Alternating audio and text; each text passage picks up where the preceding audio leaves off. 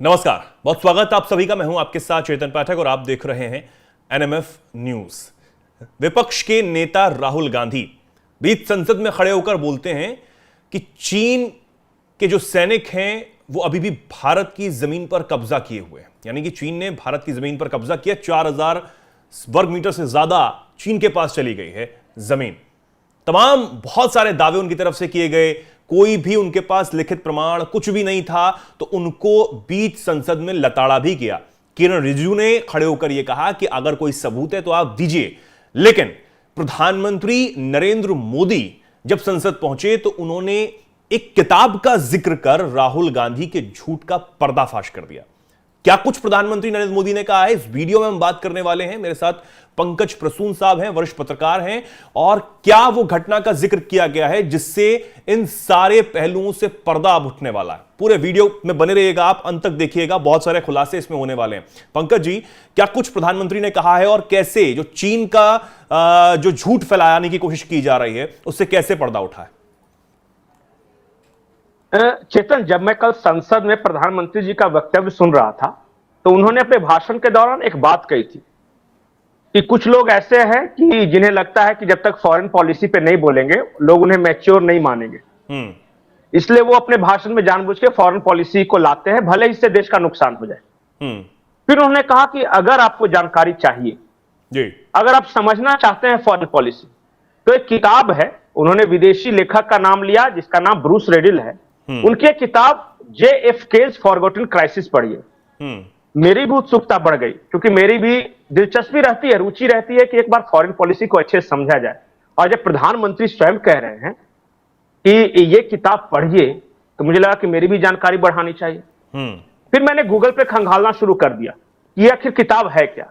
बाद में पता चला कि CIA के एक एजेंट थे जिनका नाम ब्रूस रिडल था, और उन्होंने कई सालों तक साउथ एशिया में यह काम किया था, भारत, पाकिस्तान, बांग्लादेश जी, इस इलाके में उन्होंने यह किताब लिखी है। और CIA का एजेंट किताब लिख रहा हो, जॉन ऑफ कैनेडी, यहां जो JFK है ना, फॉरगॉटन क्राइसिस, ये जॉन ऑफ कैनेडी के बारे में है, और लिख रहा हो, और प्रधानमंत्री नरेंद्र मोदी स्वयं उसे रिकमेंड कर रहे हो, तो फिर कौन नहीं ढूंढेगा, कौन नहीं पढ़ेगा? उत्सुकता बढ़ जाती है जी। फिर भाई साहब, वो किताब के पन्ने कुछ कुछ मुझे क्लिप्स नजर आने लगे, जो कि पूरी किताब डाउनलोड नहीं हो पाई मेरे से।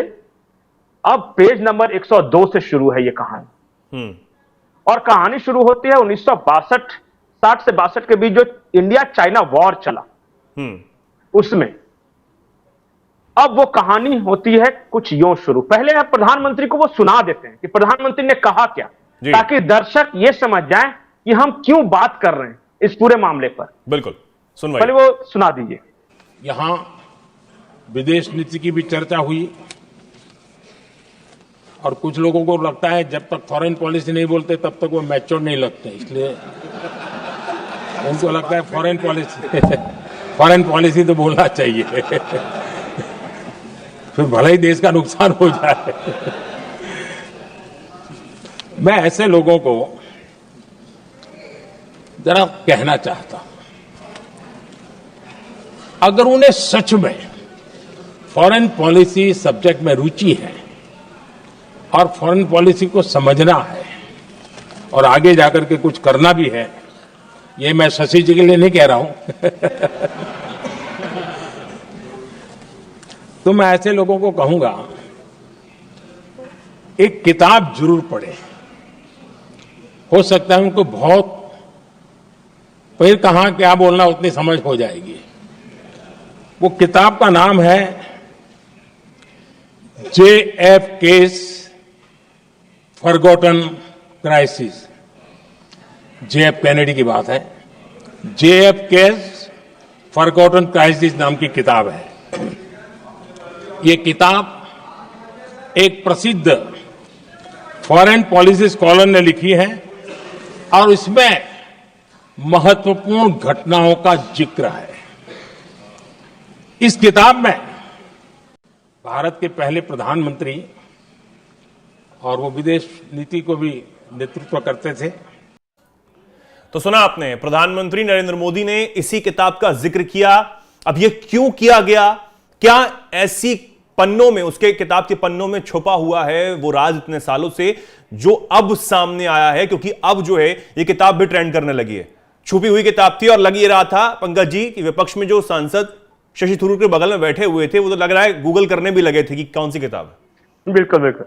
नहीं, सिर्फ दो लोग मुस्कुरा रहे थे पूरे संसद में जब प्रधानमंत्री बोल रहे थे। तो एक थे एस जयशंकर साहब, शायद उन्होंने ही बताया होगा प्रधानमंत्री को, मैं सिर्फ गेस कर रहा हूं, या फिर कोई विदेश मामले से जुड़े लोगों ने ही बताया होगा जी। तो एस जयशंकर साहब ने वो किताब पढ़ रखी थी और विपक्ष में शशि थरूर ने वो किताब पढ़ रखी थी, क्योंकि वो सीजन डिप्लोमेट भी रहे हैं, वो यूएनओ में काम कर चुके हैं। बिल्कुल। अब वो उस किताब में क्या लिखा है, ब्रूस रेडल लिखते हैं कि ये साल था 1963। जॉन ऑफ कैनेडी भारत की यात्रा पे आए, और मैं अपनी ओर से कुछ नहीं कर रहा हूं, जो किताब में दावा किया गया है वो सुनिए। 102 नंबर पन्ने से उस किताब में शुरू है। किताब में दावा किया गया है कि नेहरू की जॉन ऑफ कैनेडी से ज्यादा दिलचस्पी उनकी पत्नी में थी। 1963 के दौरे की बात करें, किताब कहती है कि नेहरू जैकी कैनेडी, जो कि जॉन ऑफ कैनेडी की पत्नी है, उन्हें उस गेस्ट हाउस में ठहराने पर आमादा थे जिसमें एडविना माउंटबेटन को टिकाया गया था। अमेरिकन एम्बेसी ने फर्स्ट लेडी के लिए एक बंगला किराए पर लिया था, और अमेरिकन एम्बेसी का पूरा प्लान था कि राष्ट्रपति और जो फर्स्ट लेडी होंगे उस बंगले में रहेंगे। लेकिन नेहरू इस बात के लिए अड़े हुए थे कि प्रधानमंत्री आवास के अंदर जो गेस्ट हाउस है उसी में जैकी कैनेडी रहे। और ये कई बात तो ये किताब कई किताबों में छप चुका है ना। और फिर एडविना माउंटबेटन की जो बेटी है उन्होंने भी कहा था कि नेहरू जी और एडविना के बीच करीबी संबंध थे। उसी को उद्धृत करते हुए ब्रूस रिडल आगे लिखते हैं कि नेहरू अपने घर के एंट्रेंस पर सिर्फ एक तस्वीर उन्हें लगा के रखी थी जहां वो रहते थे जी। और वो तस्वीर क्या थी पता है? जैकी कैनेडी और नेहरू जब गार्डन में टहल रहे थे तो सिर्फ वो तस्वीर थी, और घर से निकलते हुए और वापस आते हुए इस तस्वीर को निहारा करते थे नेहरू। ये उस किताब में दावा किया गया। किताब में ये बताया गया है कि सिर्फ जैकी कैनेडी के बारे में नहीं, पैट कैनेडी जो कि जॉन ऑफ कैनेडी की ये थी बहन थी, उसके बारे में नेहरू ने लिखा है दी 27-year-old gorgeous sister of JFK। और किताब की माने तो JFK ने अपना सलाहकार, और उस वक्त भारत में अमेरिकी राजदूत थे, जॉन गैल्ब्रेथ उनका नाम था, उनसे जॉन ऑफ कैनेडी ने खुद कहा था कि भारत का दौरा उनके राष्ट्रपति के कार्यकाल का सबसे खराब दौरा था। उन्होंने इसे वर्स्ट स्टेट विजिट कहा था। जॉन ऑफ कैनेडी ने वो गैल्ब्रेथ को बताया था कि नेहरू की दिलचस्पी मेरे से बात करने में थी ही नहीं, वो कुछ एक्स्ट्रा केयर कर रहे थे जैकी कैनेडी की। और जब भी हम बात करते थे तो वो जैकी कैनेडी और जो उनकी जो सिस्टर थी पैट कैनेडी के बारे में बात कर रहे थे। जॉन ऑफ कैनेडी ने गैल्ब्रेथ, जो कि उस वक्त भारतीय राजदूत थे और बाद में सलाहकार हुए जॉन ऑफ कैनेडी के, उनको बताया था कि कई बार मैं असहज हो जाता था। और आप समझिए कि अगर प्रधानमंत्री है, उसका देश क्राइसिस में है, चीन के साथ युद्ध हुआ है, ये एक्सपेक्ट कर रहे थे कि भारत अमेरिका से मदद मांगेगा और कहेगा कि चाइना ने जो हमारी 38,000 स्क्वायर किलोमीटर वर्ग मील भूमि जो कब्जा कर ली है, उसको छुड़वाने में मेरी मदद कीजिए। और वो इस एक्सपेक्टेशंस के साथ गए थे कि एक बड़ा डिफेंस डील होगा, इंडिया और अमेरिका के बीच स्ट्रेटेजिक पार्टनरशिप बढ़ेगी क्योंकि चाइना ने कब्जा कर लिया है। हाँ। लेकिन ये बहुत दुखी हुए, और इतने दुखी हुए कि मेरी पत्नी और मेरी बहन पर ये किस तरह का व्यवहार कर रहा है ये आदमी। और इसलिए उन्होंने अपने राष्ट्रपति कार्यकाल का वर्स्ट स्टेट विजिट कहा था। ये उस किताब में, जो ब्रूस रेडल की किताब है, उसमें ये बात लिखी हुई है।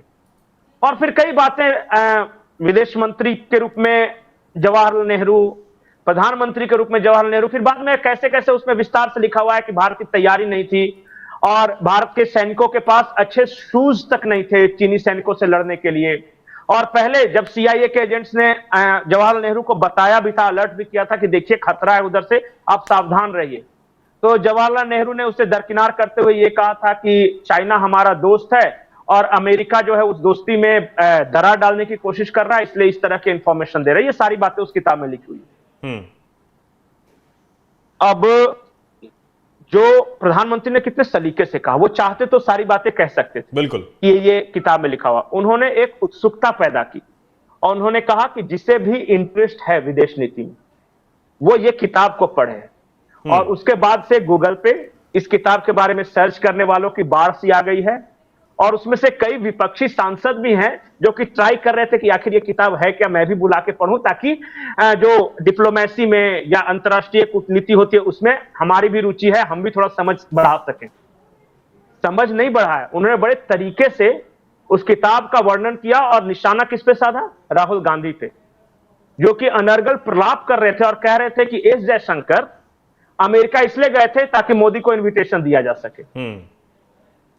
उस इंसान को यह भी नहीं पता था कि किसी भी देश का जो प्रीमियर होता है वो वहां पे नहीं जाता।